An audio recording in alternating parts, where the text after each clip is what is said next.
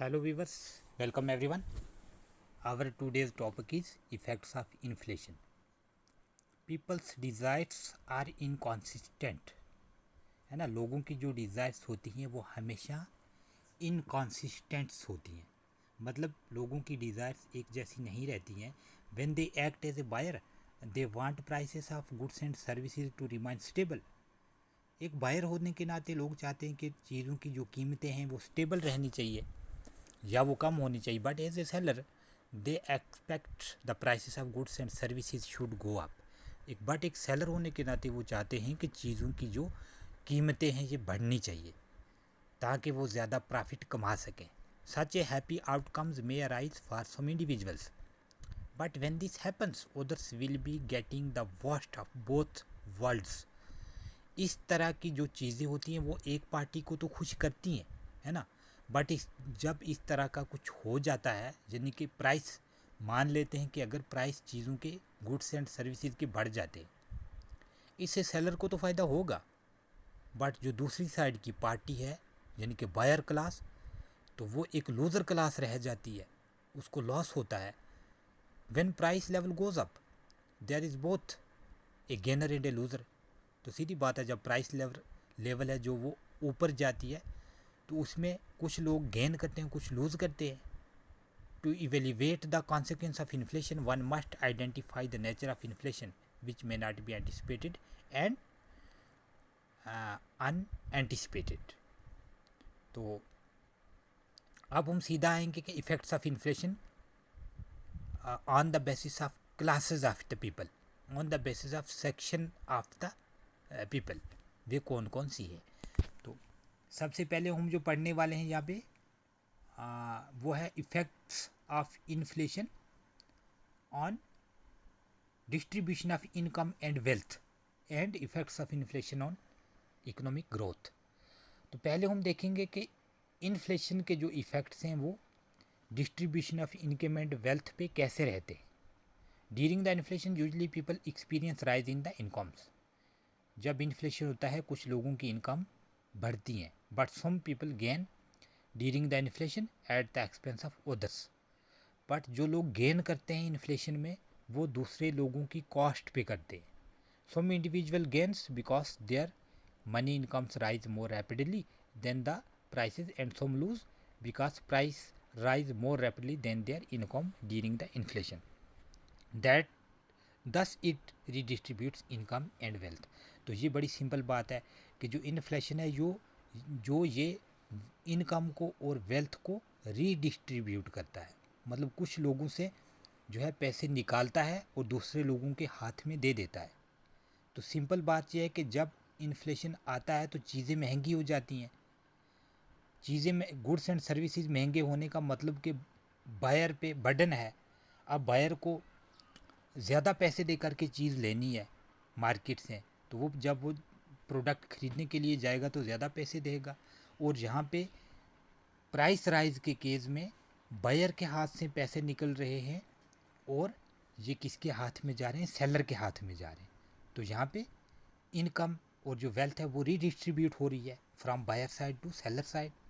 तो सिमिलरली अगर इकोनॉमी के अंदर प्राइस जो हैं वो मार्केट के अंदर गुड्स एंड सर्विसेज के प्राइस नीचे जा रहे हैं, तो तब ये जो redistribution of income and wealth है ये बायर क्लास के फेवर में जा रही होती है. अब गुड्स एंड सर्विसेज हैं या जो प्रोडक्ट्स हैं वो सस्ते हो गए, वो चीप हो गए, तो अब बायर्स को कम पैसे देने पड़ रहे हैं और सेलर को अपनी कॉस्ट या उससे भी कम बेचने पड़ रहे हैं.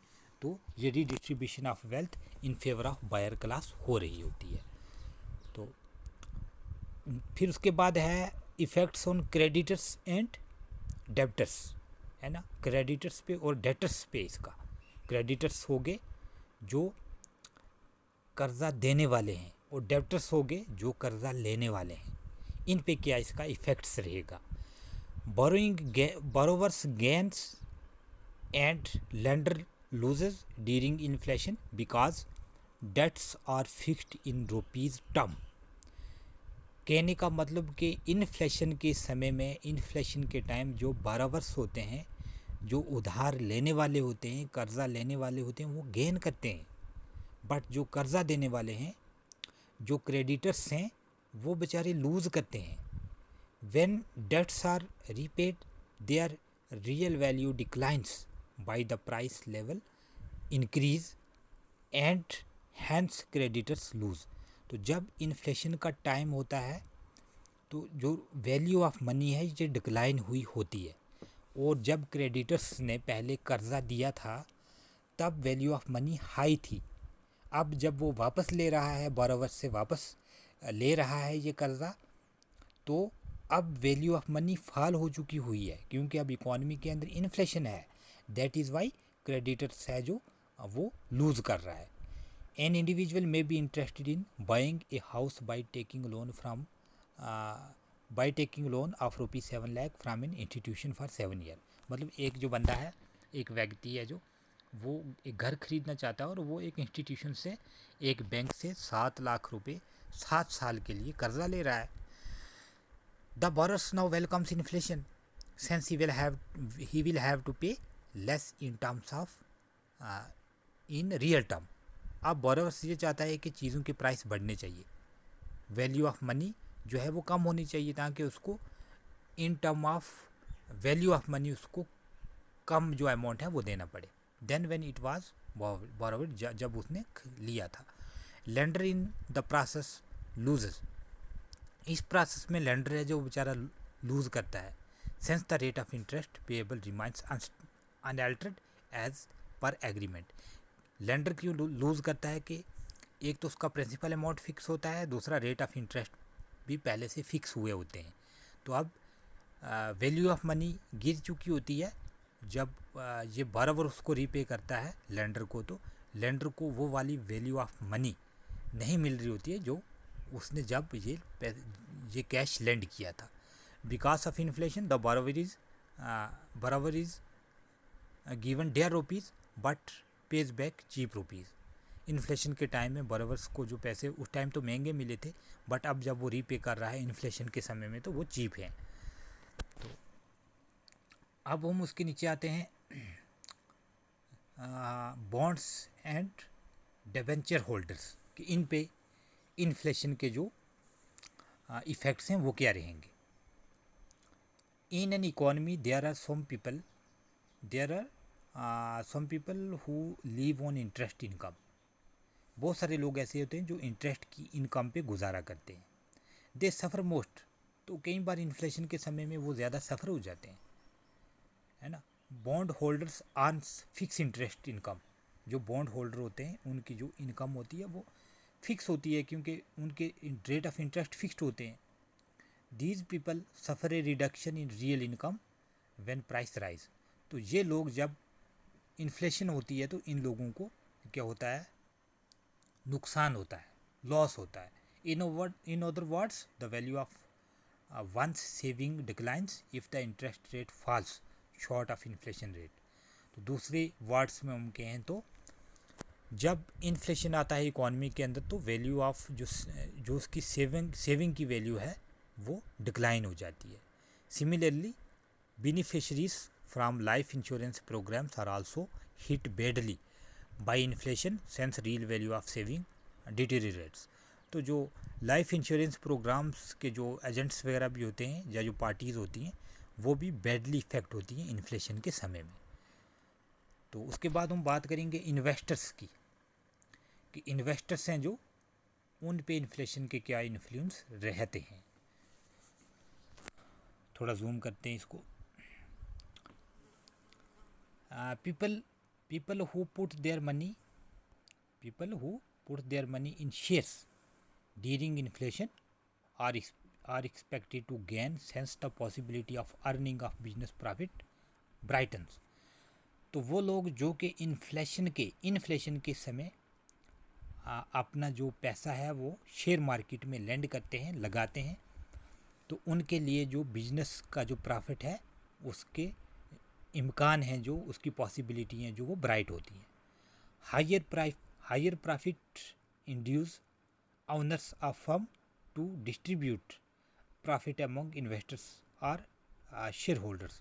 तो जो हायर प्रॉफिट इंड्यूस ऑनर्स होते हैं फर्म्स के, वो अपना जो प्रॉफिट है, प्रॉफिट मार्जिन है, वो अपने इन्वेस्टर्स के और शेयर होल्डर के बीच उनको जाहिर बात है कि वो डिस्ट्रीब्यूट करना होता है।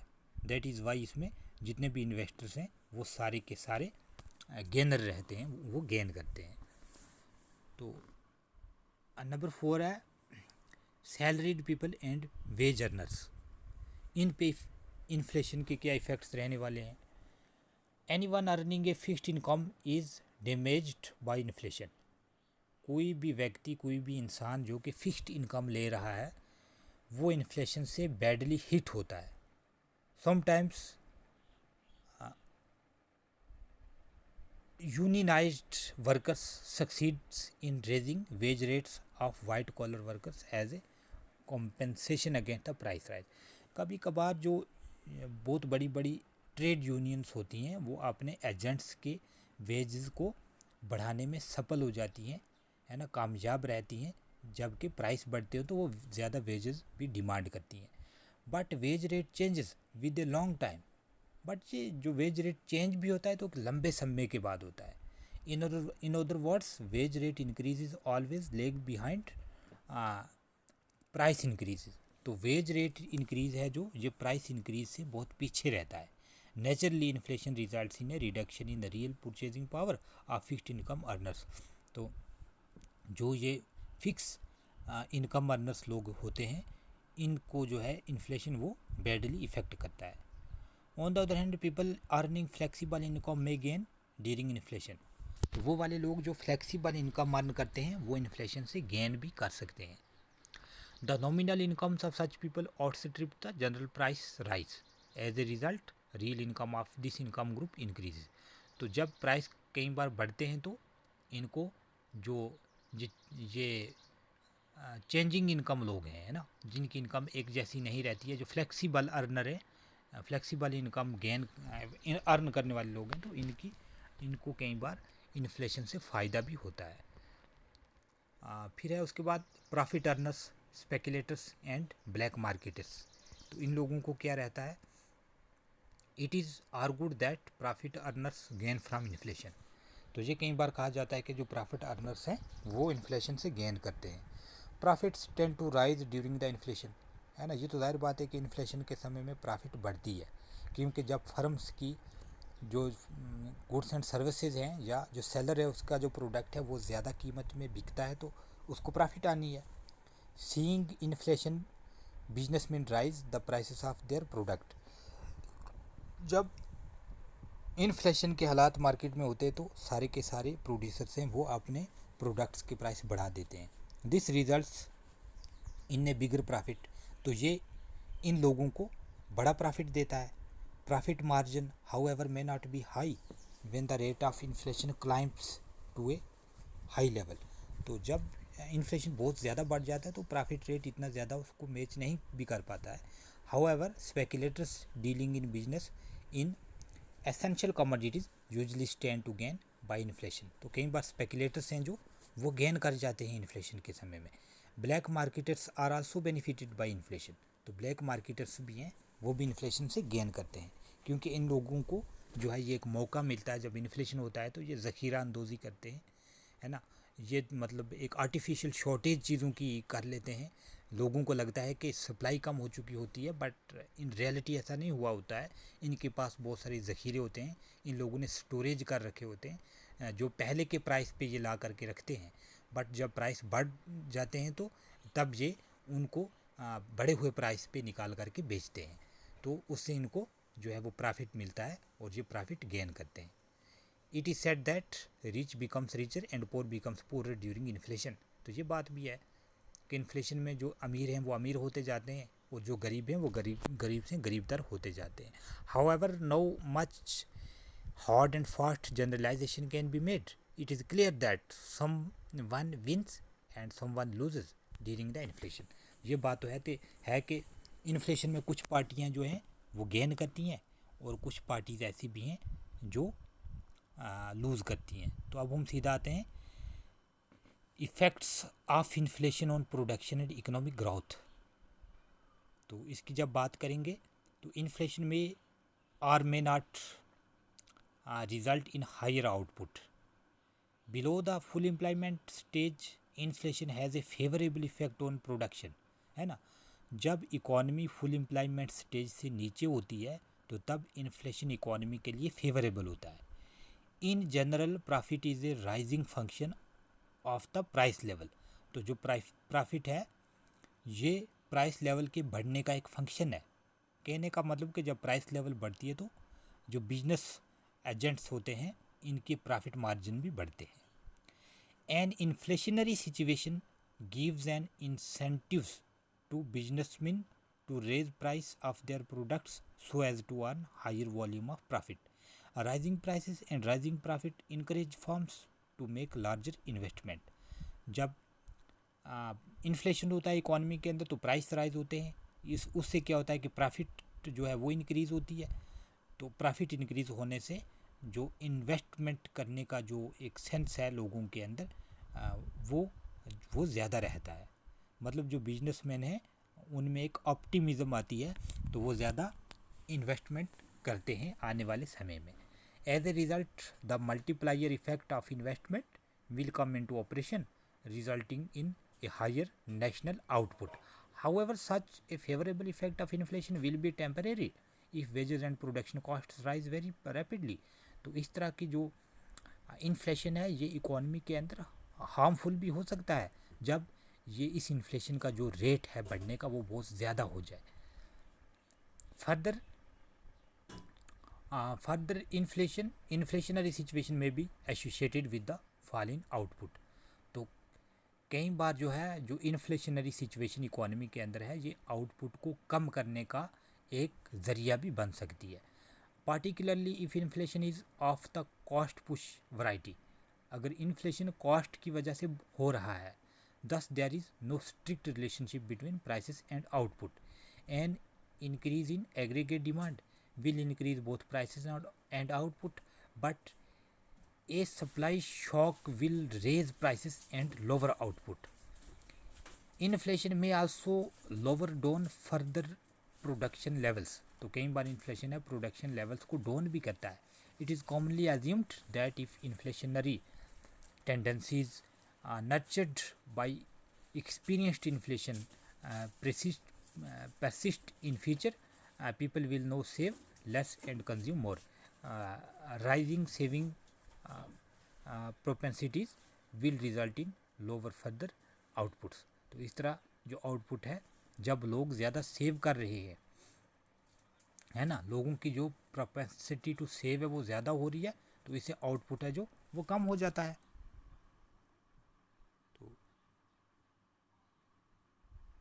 तो ये थे हमारे आज के इफ़ेक्ट्स ऑफ इन्फ्लेशन, है ना. तो टू कंक्लूड हम ये कह सकते हैं कि इन्फ्लेशन है जो ये इकोनॉमी के अंदर कुछ सेक्शंस के लिए फेवरेबल हो सकता है और कुछ सेक्शन ऑफ सोसाइटीज़ के लिए ये डिसफेवरेबल हो सकता है, अनफेवरेबल हो सकता है. क्यों कि जब इन्फ्लेशन होता है इकोनॉमी के अंदर तो इससे बिजनेस क्लास को तो बेनिफिट होता है, बिजनेस क्लास गेन करती है, उनके प्रॉफिट मार्जिन बढ़ते हैं. But on the other hand जो बायर क्लास है उसको लॉस होता है ना, वो लूज़ करती है, उसको जो है वो in the term of falling value of money और purchasing power of money the buyer class suffer a lot. तो हम ये कह सकते हैं कि इन्फ्लेशन कुछ लोगों के लिए फेवरेबल रहता है और कुछ लोगों के लिए अनफेवरेबल रहता है. तो उम्मीद है कि आप लोगों को ये लेक्चर अच्छा लगा होगा. Thank you.